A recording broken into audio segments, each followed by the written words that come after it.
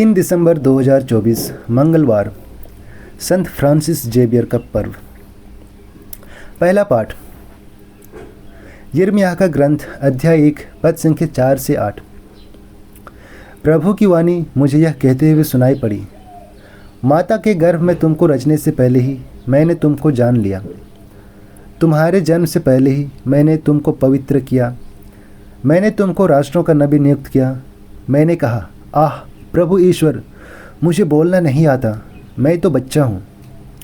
परंतु ईश्वर ने उत्तर दिया, यह न कहो मैं तो बच्चा हूँ, मैं जिन लोगों के पास तुम्हें भेजूँगा तुम उनके पास जाओगे और जो कुछ तुम्हें बताऊँगा तुम वही कहोगे। उन लोगों से मत डरो, मैं तुम्हारे साथ हूँ, मैं तुम्हारी रक्षा करूँगा। यह प्रभु की वाणी है, यह प्रभु की वाणी है। ईश्वर को धन्यवाद।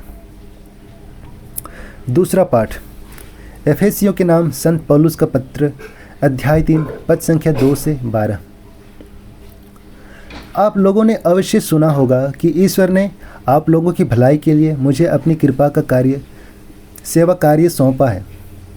उसने मुझ पर वह रहस्य प्रकट किया है जिसका मैं संक्षिप्त विवरण ऊपर दे चुका हूँ। उसे पढ़कर आप लोग जान सकते हैं कि मैं मसीह का रहस्य समझाता हूँ। वह रहस्य पिछली पीढ़ियों में मनुष्य को नहीं बताया गया था और अब आत्मा के द्वारा उसके पवित्र प्रेरितों और नबियों का प्रकट किया गया है। वह रहस्य यह है कि सुसमाचार के द्वारा यहूदियों के साथ गैर यहूदी एक ही विरासत के अधिकारी हैं, एक ही शरीर के अंग हैं और ईसा मसीह विषयक प्रतिज्ञा के सहभागी हैं। ईश्वर ने अपने सामर्थ्य के अधिकार से मुझे यह कृपा प्रदान की है कि मैं उस सुसमाचार का सेवक बनूं।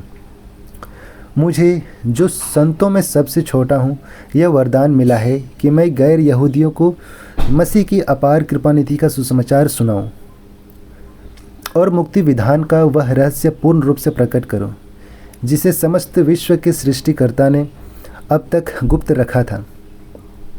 इस तरह कलीसिया के माध्यम से स्वर्ग के दूत ईश्वर की बहुविध प्रज्ञा का ज्ञान प्राप्त करेंगे।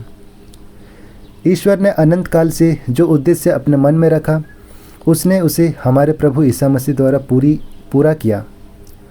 हम मसीह में विश्वास करते हैं और इस कारण हम पूरे भरोसे के साथ निर्भय होकर ईश्वर के पास जाते हैं। यह प्रभु की वाणी है। ईश्वर को धन्यवाद। संत लूकस का सुसमाचार अध्याय 10 पद संख्या 1 से 16। इसके बाद प्रभु ने अन्य 72 शिष्य नियुक्त किए और जिस जिस नगर और गांव में वे स्वयं जाने वाले थे वहां 2-2 करके उन्हें अपने आगे भेजा। उन्होंने उनसे कहा, फसल तो बहुत है परंतु मजदूर थोड़े हैं, इसलिए फसल के स्वामी से विनती करो कि वह अपनी फसल काटने के लिए मजदूरों को भेजे। जाओ, मैं तुम्हें भेड़ियों के बीच भेड़ों की तरह भेजता हूँ। तुम न थैली, न झोली और न जूते ले जाओ और रास्तों में किसी को नमस्कार मत करो। जिस घर में प्रवेश करते हो सबसे पहले यह कहो, इस घर को शांति। यदि वहाँ कोई शांति के योग्य होगा तो उस पर तुम्हारी शांति ठहरेगी, नहीं तो वह तुम्हारे पास लौट आएगी। उसी घर में ठहरे रहो, उनके पास जो हो वही खाओ पियो, क्योंकि मजदूर को मजदूरी का अधिकार है। घर पर घर बदलते ना रहो। जिस नगर में प्रवेश करते हो और लोग तुम्हारा स्वागत करते हैं तो जो कुछ तुम्हें परोसा जाए वही खा लो। वहाँ के रोगियों को चंगा करो और उनसे कहो, ईश्वर का राज्य तुम्हारे निकट आ गया है। परंतु यदि किसी नगर में प्रवेश करते हो और लोग तुम्हारा स्वागत नहीं करते तो वहाँ के बाज़ारों में जाकर कहो, अपने पैरों में लगी तुम्हारे नगर की धूल तक हम तुम्हारे सामने झाड़ देते हैं। तभी यह जान लो कि ईश्वर का राज्य आ गया है। मैं तुमसे यह कहता हूँ, न्याय के दिन उस नगर की दशा की अपेक्षा सोदोम की दशा कहीं अधिक सहनीय होगी।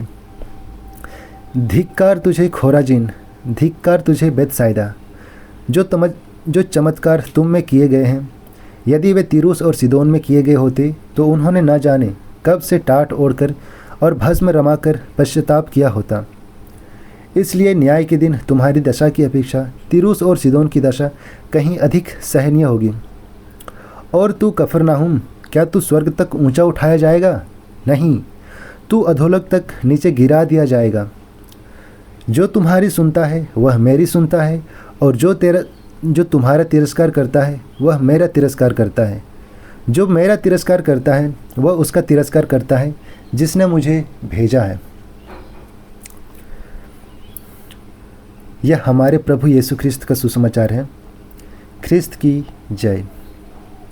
तो आइए आज के तीनों पाठ पर हम मनन चिंतन करते हैं, और इसे हम सुनेंगे फादर अल्फ्रेड डिसूजा के द्वारा, जो भोपाल महाधर्म प्रांत के हैं। वो बताते हैं, आज यीशु ने 72 अन्य शिष्यों को चुना। वह तुरंत उन्हें सुसमाचार का प्रचार करने के लिए 2-2 करके गाँव में भेजता है और उन्हें लंबे और विस्तृत निर्देश देते हैं। आज यीशु हमें सुसमाचार का प्रचार करने के लिए भेजते हैं। हम अपने वचन, अपने उदाहरण और अपने प्रेम के द्वारा सुसमाचार का प्रचार कर सकते हैं। हम जिस व्यक्ति से मिलते हैं उस पर ध्यान देकर और उसकी देखभाल करके अच्छे समाचार का प्रचार कर सकते हैं। हम मुस्कुराहट के साथ खुशखबरी का प्रचार कर सकते हैं। आज की दुनिया में हम यीशु के शिष्य हैं।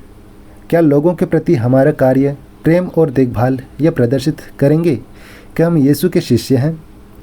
हम जो कार्य करते हैं वह हमें बहुत छोटे लगते हैं, हालांकि अगर बड़े प्यार से किया जाए तो सबसे छोटा कार्य भी आज आपके सामने आने वाले किसी व्यक्ति के लिए एक महान उपकार हो सकता है।